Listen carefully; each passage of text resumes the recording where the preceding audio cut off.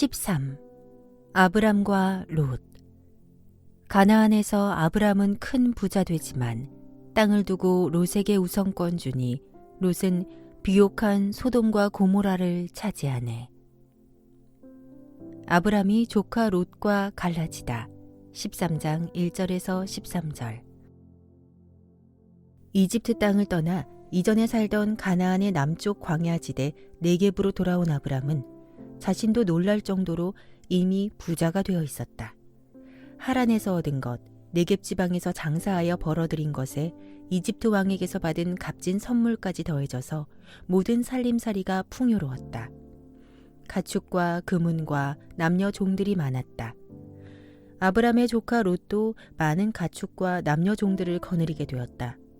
너그러운 삼촌 아브람이 롯에게 후하게 떼어주었기 때문이다. 얼마 후 아브람은 모든 식소를 이끌고 네겝 지방을 떠나 베델 부근의 산지로 이주했다. 몇 해 전에 장막을 치고 제단을 쌓았던 곳이다.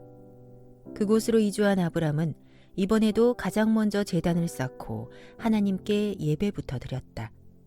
이집트에서의 실패를 딛고 베델에서 새 출발을 다짐했다. 그것은 눈물로 올려드리는 회개의 제단이었다. 주님, 제가 크게 잘못했습니다. 주님께서 지켜주시지 않았다면 이집트 땅에서 큰 곤욕을 치를 뻔했습니다. 갈대아 우르를 떠난 일이 모두 허사가 될 뻔했습니다. 제단을 쌓으면서 자꾸 눈물이 나왔다. 아브람은 굳게 다짐했다. 앞으로는 무슨 일이 있어도 약속의 땅 가나안을 떠나는 일은 하지 않겠다고. 아브람과 롯의 살림은 나날이 윤택해졌다. 아브람의 가축대도 날로 불어났고 조카 롯의 가축대도 하루가 다르게 불어났다. 그러자 문제가 생겼다. 많은 가축대를 먹일 목초지가 턱없이 부족하게 된 것이다. 아브람의 식솔과 가축대가 훨씬 더 많았지만 조카 롯의 식솔과 가축대도 만만치 않았다. 야, 저리 못 가! 여긴 우리가 먼저 맡은 곳이야! 무슨 소리? 처음부터 임자가 어딨어? 아무나 먼저 먹이면 임자지! 뭐야, 이 뻔뻔한 녀석들! 아브람의 목자들과 롯의 목자들 사이에 다툼과 멱살잡이가 빈번하게 일어났다. 베델 땅은 산악을 낀 고원지대였기에 애초에 목초지가 부족했다. 목초지가 넉넉한 곳은 가나안 원주민들이 차지하여 텃세를 부리고 있었다. 아브람은 어떻게든지 문제를 해결하지 않으면 안 되겠다는 생각이 들기 시작했다. 그러던 어느 날 아브람이 조카 롯을 조용히 장막 안으로 불렀다. 롯, 우리는 한 핏줄이 아니냐. 목초지 때문에 나의 목자들과 너의 목자들이 서로 싸워서야 되겠느냐. 삼촌, 목초지가 부족한데 그럼 어떡해요? 롯이 불안한 기색을 내비치며 어쩔 수 없는 현상이라는 듯 볼멘 소리로 대답했다. 혹시 삼촌이 자신을 멀리 쫓아내려고 하는 것은 아닐지 속이 타들어갔다. 그런데 아브람의 입에서 뜻밖의 말이 나왔다. 롯, 잘 살펴보면 베델 주변에는 좋은 목초지가 얼마든지 있다. 그러니 우리가 싸울 게 아니라 아무래도 서로 떨어져 사는 게 좋겠구나. 네가 먼저 선택하렴. 네가 왼쪽을 택하면 나는 오른쪽을, 네가 오른쪽을 택하면 나는 왼쪽으로 가마. 롯은 아브람의 말을 들으면서도 자기의 귀를 의심하지 않을 수 없었다. 집안의 서열로 보나 나이로 보나 기름진 땅과 좋은 목초지를 선택할 수 있는 권리는 아브람에게 먼저 있었다. 아브람은 롯의 삼촌이자 집안의 최고 어른이 아닌가.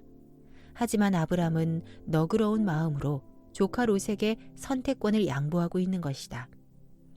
당시의 유목민 사회는 목초지의 좋고 나쁨에 따라 한 집안과 식솔들의 운명이 결정된다고 할 수 있었다. 그러니 아브람의 선택은 실로 통큰 양보였다. 삼촌, 그게 정말이에요? 진짜죠? 롯은 입가에 미소를 띠며 믿기지 않는다는 듯 되물었다. 그럼 정말이지. 네가 먼저 좋은 곳을 선택하렴. 삼촌, 정말 고맙습니다. 롯은 즉시 물러나 베델 높은 언덕에 올라가서 주변을 빙 둘러 찬찬히 살펴보았다. 베델 동쪽의 요단 들녘이 아주 좋아 보였다. 물이 넉넉하고 땅이 기름진 게 마치 옛적 에덴 동산 같아 보였다. 이집트 나일강 주변에 기름이 잘잘 흐르는 옥토를 연상시켰다. 오래 고민할 필요도 없었다. 삼촌, 결정했어요. 베델 동편에 있는 요단 들녘으로 갈게요. 롯은 지체하지 않았다. 식솔과 가축대와 소유물을 전부 챙겨 곧장 아브람을 떠나 요단 들녘으로 이주했다. 롯은 요단 들녘의 여러 성읍을 두루 돌아다니다가 마침내 소돔성에 자리를 잡았다. 당시 소돔성은 극도로 부패한 도시였다. 그곳 사람들은 하나님을 거슬러 온갖 죄를 저지르고 있었다. 특히 성도덕이 아주 문란했다. 하나님이 아브람에게 땅과 후손에 대해 약속하시다. 13장 14절에서 18절. 아브람은 떠나가는 조카 롯의 일행을 베델 높은 언덕에서 쓸쓸한 마음으로 지켜보았다. 일찍이 고향 땅에서 부친을 여인 조카 롯, 고향 땅 우르를 떠나 하란을 거쳐 가나안 땅까지, 그리고 얼마 전 이집트에 내려갔다가 다시 가나안 땅에 돌아와 베델에 이르기까지 얼마나 먼 거리와 오랜 세월을 조카 롯과 함께 동거동락했던가. 친아들처럼 알뜰히 보살폈건만 아브람은 더 많이 챙겨주지 못해 항상 미안한 마음이었다. 그런 피부치 롯이 자기 곁을 훌쩍 떠나가자 아브람은 무척 허전하고 쓸쓸했다. 삼촌에 대한 배려가 조금도 없는 롯에게 섭섭한 마음이 드는 것은 어쩔 수 없었지만 그래도 아브람은 아버지의 심정으로 조카 롯의 행복을 진심으로 빌어주었다. 롯, 잘 가거라. 어딜 가든 하나님을 섬기며 행복하게 살아야 한다. 롯의 식솔들과 종들이 훌쩍 떠나가니 아브람은 가슴 한구석이 뻥 뚫린 것처럼 허전하고 외로웠다. 바람마저 살랑살랑 불어와 아브람의 옷자락을 스쳐 지나갔다. 그때였다. 아브람을 위로하듯 하나님이 나타나 말씀하셨다. 아브람아, 아브람아, 네가 지금 서 있는 곳에서 동서남북 사방을 한번 둘러보아라. 사랑이 흠뻑 깃든 나지막한 음성이었다. 아브람은 언덕에서 사방을 찬찬히 둘러보았다. 아브람아, 어디까지 보이느냐? 엄청 넓은 들판이 보입니다. 그렇다. 그곳은 가나안 땅이니라. 내 눈에 보이는 모든 것, 내 앞에 펼쳐진 온 땅을 내가 너와 네 후손에게 영원한 기업으로 주겠노라. 아브람은 벅찬 감동이 밀려왔다. 하나님은 또 말씀하셨다. 그렇다. 너는 사방을 이리저리 왔다 갔다 누비고 다녀보아라. 내가 그 모든 땅을 네게 주겠노라. 아브람을 향한 하나님의 약속은 계속 이어졌다. 나는 또 네게 많은 후손을 주겠다. 네 후손이 땅의 티끌 마냥 셀 수 없을 정도로 불어나게 하겠노라. 당시 80세쯤의 아브람은 아직 스라의 자식이 없었다. 그런데도 땅의 티끌처럼 셀 수 없는 후손을 주시겠다니 실로 놀라운 축복이 아닐 수 없었다. 오 하나님, 감사합니다. 아브람은 땅에 엎드려 경배했다.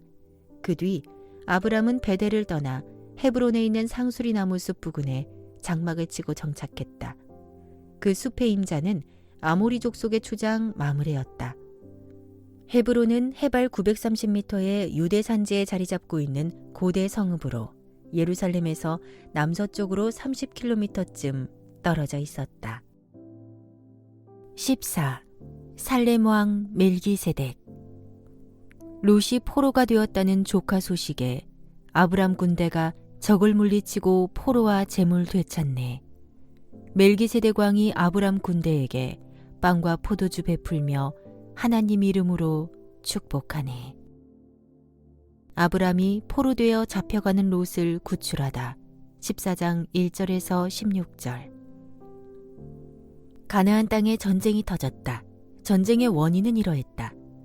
요단 들녘 주변의 5 도시국가인 소돔, 고모라, 아드마, 스보임, 소알이 서로 모의하고 연합하여 12년 동안 조공을 바치며 섬기던 메소포타미아의 엘람 왕 그돌라오멜의 반기를 들고 일어선 것이다. 그들은 13년째에 조공 바치기를 과감히 거부하고 나섰다. 14년째 되던 해에 엘람 왕 그돌라오멜은 인근 메소포타미아 3개 국가인 시날, 엘라살, 고임과 동맹을 맺고 반역한 국가들을 응징하기 위해 4개국 동맹군을 이끌고 가나안 땅을 침략해왔다. 엘람 왕 그돌라오멜이 이끄는 메소포타미아 동맹군은 반역한 국가들을 치기에 앞서 가나안 땅에 거주하는 여러 족속과 성읍들로부터 정복해갔다. 월등히 앞선 강력한 군사력 앞에 가나안 족속은 속수무책으로 무너졌다. 르바 족속, 수스 족속, 엠 족속, 아말렉 족속, 아모리 족속이 차례로 쓰러졌다. 이윽고 엘람 왕 그돌라오멜은 동맹군을 이끌고 요단들녘으로 향했다. 자신에게 반기를 든 5 도시국가를 응징할 요량이었다. 북부 메소포타미아 동맹군과 싸우기 위해 요단들녘의 5 도시국가도 소돔 왕 벨라의 주도로 연합군을 형성하여 시딤 계곡에 모였다. 그 계곡에는 역청구덩이가 도처에 많았다. 그돌라오멜 왕이 진격을 명하는 고함을 질렀다. 소돔 왕 벨라도 맞받아쳤다. 마침내 시딤 계곡에서 전투가 벌어졌지만 애당초 상대가 되지 않는 싸움이었다. 요단들녘의 5 도시 국가는 하나같이 부패해 있었다. 대항할 힘이 있어서 반기를 든 게 아니었다. 조공을 바치는 게 아까워 객기를 부렸던 것이다. 전쟁은 싱겁게 끝났다. 북부 메소포타미아 동맹군의 일방적인 승리였다. 요단들녘의 5개 연합국 군사들은 전투 의지를 상실한 채 도망치기에 바빴다. 칼에 찔려 죽는 자들보다 역청구덩이에 빠져 죽는 자들이 더 많았다. 북부 메소포타미아의 4나라 왕은 반기를 든 요단들녘의 5 국가를 무자비하게 짓밟았다. 비옥하고 부유한 소돔과 고모라 성읍을 집중적으로 유린했다. 남녀노소 구분 없이 닥치는 대로 죽이고 사로잡았다. 눈에 걸리는 대로 재물이며 가축이며 양식을 모조리 약탈했다. 소돔성에 살던 아브람의 조카 롯도 모든 재산을 약탈당하고 포로가 되었다. 큰일 났어요. 누군가가 크게 소리치며 히브리 사람 아브람의 장막으로 헐레벌떡 달려왔다. 히브리는 아브람의 조상 에벨에서 비롯된 말로 건넌 자 또는 이주자라는 뜻이다. 가나안 사람들은 유프라테스 강을 건너 가나안 땅으로 이주한 에벨의 후손 아브람을 히브리 사람이라 불렀다. 숨이 턱에 닿을 정도로 부랴부랴 달려온 그는 소돔성의 한 군사였다. 싸움에서 크게 패하자 요령껏 전쟁터에서 도망친 것이다. 그때 아브람은 헤브론 땅의 상수리나무 숲 근처에 살고 있었다. 그 상수리나무 숲의 임자는 아모리 족속의 추장 마므레였고 에스골과 아넬은 그의 형제들이었다. 아브람은 그 지역 원주민의 지도자들인 그들과 상호 동맹을 맺고 친밀하게 지내고 있었다. 도망쳐 나온 병사는 아브람에게 소돔성의 다급한 상황을 숨 넘어가는 소리로 전해주었다. 내 조카 롯도 사로잡혀서 포로로 끌려가고 있다고? 심장이 요동치기 시작했다. 조카 롯, 그가 누구인가? 낯선 가나안 땅에서 자식 없는 아브람에게 유일한 피부치가 아닌가?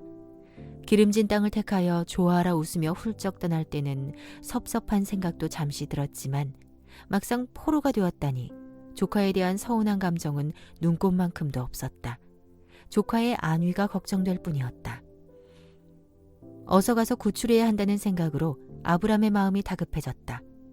그에게는 318명의 장정이 있었다. 당시는 강한 부족이 약한 부족을 상대로 약탈을 일삼는 약육강식의 시대였다. 그래서 부독마다 장정으로 구성된 군사들이 있었다. 많은 식수를 거느리고 있던 아브람도 마찬가지였다. 호신과 방어를 위해 집안의 남자 종들 가운데 체격 좋고 힘 좋은 자들을 골라 평소에 훈련시켜 놓고 있었다. 그들은 평소에는 목축을 하고 집안일도 하지만 부족 간의 전투가 벌어지면 곧바로 군사가 되었다. 아브람은 즉시 군사를 일으켰다. 들어라! 너희는 속히 무장하고 나를 따르라! 아브람은 지체하지 않았다. 318명의 집안 군사들을 이끌고 급히 그돌라오멜의 군대를 추격했다. 이때 아브람과 상호동맹을 맺고 가까이 지내던 아모리 족속의 추장 마므레와 그의 두 형제인 에스골과 아넬도 자신들의 군사를 이끌고 와서 합류했다. 조카 구출 작전을 펴는 아브람을 돕기 위해서였다. 그돌라오멜이 이끄는 북부 메소포타미아의 4개국 동맹군은 그때 단에 진을 치고 있었다. 헤브론에서 단까지는 약 200km다. 크게 이기고 엄청난 재물을 약탈한 터라 그돌라오멜의 군사들은 부어라 마셔라 마음껏 술을 퍼마신 채 완전히 골아떨어진 상태였다. 가나안 땅의 모든 족속을 철저히 짓밟아 놓았기에 설마 추격하는 군대가 있으리라고는 꿈에도 상상하지 못하고 있었다. 아브람과 318명의 군사들, 그리고 그에 합류한 아모리 족속의 군사들은 한밤중이 되어서야 단에 이르렀다. 그돌라오멜의 군사들은 만취한 채 경비도 제대로 세우지 않고 깊은 잠에 골아떨어져 있었다.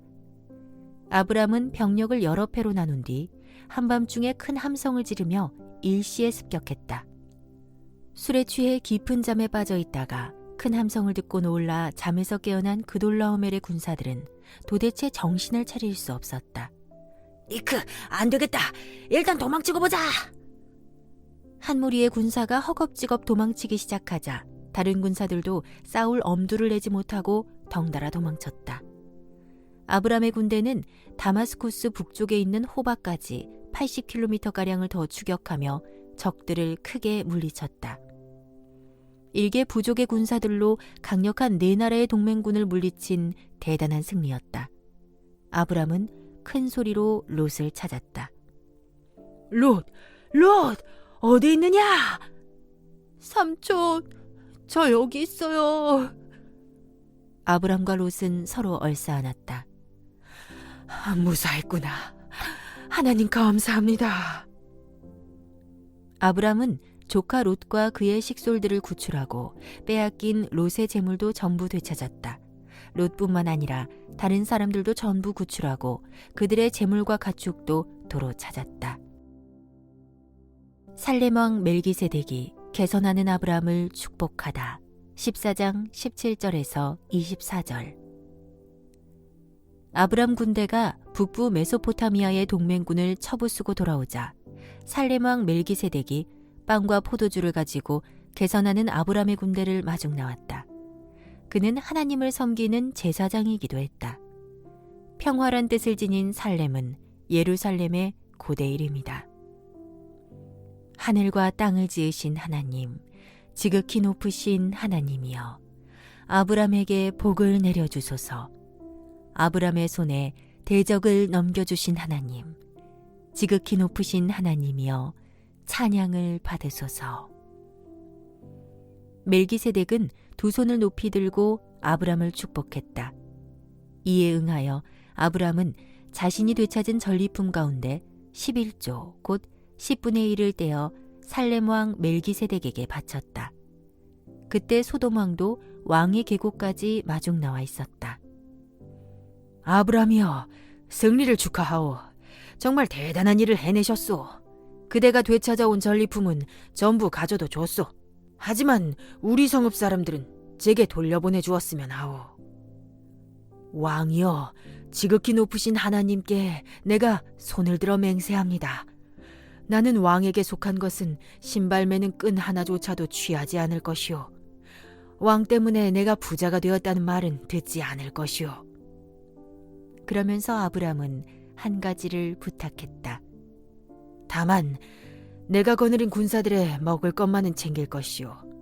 또 여기에 있는 마므레와 에스골과 아넬은 나와 동맹을 맺고 함께 싸우러 올라간 자들이오. 그들에게는 자기들의 몫을 취하도록 해주시오. 소돔 왕이 기꺼이 허락했음은 두말할 필요가 없다. 15. 뭇별 같은 후손. 오래도록 자식 없는 아브람에게 하나님은 그의 몸에서 틀림없이 자식이 태어난다는 약속 주시네. 하나님이 아브람과 횃불 언약을 맺으시다. 15장 1절에서 21절. 아브람은 노아의 12대 손이다. 아직도 스라의 자식이 없다. 사방으로 전쟁의 기운이 먹구름처럼 자신의 주변을 감싸고 들어오자 아브람은 내심 불안해졌다. 이러다가 자식 하나 없이 죽는다면 하나님의 약속은 어찌 성취된단 말인가? 가나안 북부 메소포타미아의 4개국 동맹군을 물리치기는 했지만 불안은 좀처럼 사그러들지 않았다. 하나를 물리치니 둘이 공격해오고 4개를 물리치니 40개 부족들이 연합군을 이루어 공격해올 태세이다. 그들이 다시 공격해온다면 큰일이 아닐 수 없었다. 아브람은 제대로 잠을 이룰 수가 없었다. 300명 남짓의 군사로 야간의 기습 공격을 감행하여 기적적으로 큰 승리를 거두긴 했지만 그건 벌집을 건드린 꼴이었다. 방심하다 크게 허를 찔린 북부 메소포타미아의 4개 국가들은 전열을 가다듬은 뒤 보복 공격을 감행할 가능성이 충분히 있었다. 아브람은 그걸 염려한 것이다. 아브람이 그렇게 근심 걱정에 쌓여 있을 때 하나님이 환상 가운데 나타나 말씀하셨다. 아브람아, 두려워하지 마라. 나는 너의 방패이니라. 하나님이 방패가 되어주시겠다니 그보다 더 큰 위안이 있을 수 있을까? 하지만 하나님의 선물은 거기에서 그치지 않았다. 내가 네게 큰 상을 베풀겠노라. 아브람은 놀라서 하나님 앞에 넙죽 엎드렸다. 주님, 제게 무슨 상을 주시렵니까? 모든 것에 부족함 없다고 늘 감사하며 살아가는 아브람이지만 그에게는 한 가지 평생 소원이 있었다. 아브라함은 그것을 아뢰었다. 주님, 제게는 아직 가문의 대를 이을 자식이 없습니다. 이대로라면 제 집에서 태어나 자란 엘리에셀이라는 종이 상속자가 될 것입니다. 아니다. 하나님은 단호하게 아브람의 말을 자르셨다. 그 종이 내 상속자가 되는 일은 결코 없을 것이다. 반드시 내 몸에서 태어날 자식이 내 상속자가 될 것이다. 이 말씀을 하신 후 하나님은 아브람을 데리고 밖으로 나가셨다. 아브람아, 눈을 들어 하늘을 바라보아라. 총총히 빛나는 저 별들을 네가 다 헤아릴 수 있겠느냐? 주여, 제가 어떻게 저렇게 많은 별들을 헤아릴 수가? 그렇다. 장차 네 후손이 저 무수한 별만큼이나 많아져서 셀 수조차 없게 될 것이다. 당시 아브람은 80세가 넘었고 아내 사레도 70세가 넘었다. 자식이 생기려면 벌써 생겼어야 할 나이가 아닌가. 하지만 아내는 불임증에 걸리고 말았는지 임신의 기미조차 보이지 않는다. 참으로 암담하고 막막했다. 하지만 아브람은 하나님을 믿었다. 아멘, 주님 말씀대로 다 이루어질 줄 믿습니다. 아멘의 뜻은 그렇게 될 줄 믿습니다. 또는 말씀하신 대로 내가 믿습니다이다. 옳도다. 네가 나를 믿으니 의롭도다. 하나님은 아브람의 그런 믿음을 보고 그를 의롭게 여기셨다. 하나님은 아브람에게 계속 말씀하셨다. 별처럼 수많은 후손을 주신다는 약속에 더하여 후손들이 대대로 살아갈 터전이 될 땅을 약속하셨다. 아브람아, 내가 이 가나안 땅을 내게 주마. 그렇게 하려고 내가 너를 갈대아 우르에서 이끌어내었노라.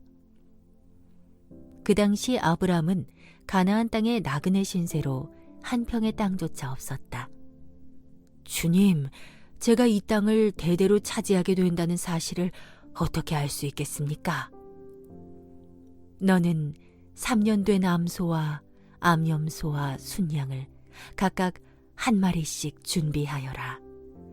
또 어린 산비둘기와 어린 집비둘기 한 마리씩도 준비하여라. 네, 금방 준비하겠습니다. 아브람은 하나님이 지시하신 대로 행했다. 희생제물을 준비한 후 그것들의 몸통을 반으로 쪼개 양쪽으로 마주보도록 벌려놓았다. 조금 있으니 솔개가 벌려놓은 고기를 먹으려고 그 위에 내려앉았다. 아브람은 휘휘 손을 내저어 그 솔개들을 쫓았다. 솔개는 수리과에 속하는 육식조다.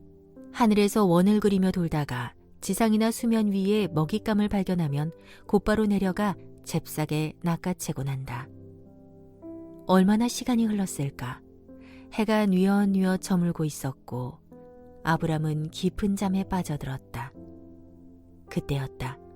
하나님의 말씀이 들려왔다. 아브람아, 이제부터 내 말을 잘 들어두어라. 하나님은 무척 중요한 말씀을 하시겠다는 듯 아브람의 주의를 환기시키셨다. 후일 네 후손이 이방 땅에서 400년 동안 종살이를 할 것이다. 그 이방 나라 사람들은 네 후손을 마음껏 부려먹고 괴롭힐 것이다.